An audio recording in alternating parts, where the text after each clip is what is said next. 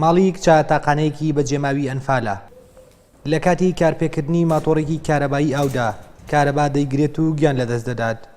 مردنی ئەو دەرگای لەسەر چیرۆکی ژیانی خۆی و خانەوادەکەی داخست چونکە تەنها بەجێماوی خێزانەکەی بوو. بێ کەسێکەشی وای کرد پرسەی بۆ دانەندرێت.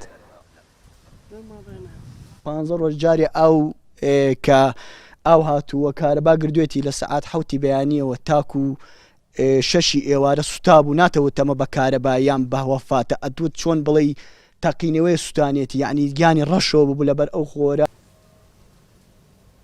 مەنیجەی تەمەن 57 ساڵ ژیانی هاوسەرگیری پێک نەهێنا بوو.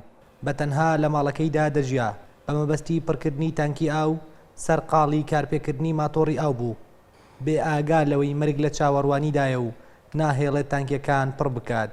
وەک شاید حاڵەکان دەڵێن مەنیجا لەو کاتە کارەبا دەیگرێ و گیان لەدەستدەدات. ئەمە یەکێکە لە تاقانەکانی ئەنفال بەهۆی کەمبوونی ئاوە 15 ڕۆژ جارێک ئاو تێبووە ناحیەی شۆڕش. تاقانێکی ئەنفال لە دوای مەرگەساتی ئەنفال یادگاریەکەما بۆ ئەم تاقانەی ئەنفالە بوو لەو سونورە بەداخەوە دوێنێکە کۆچی دوای کرد.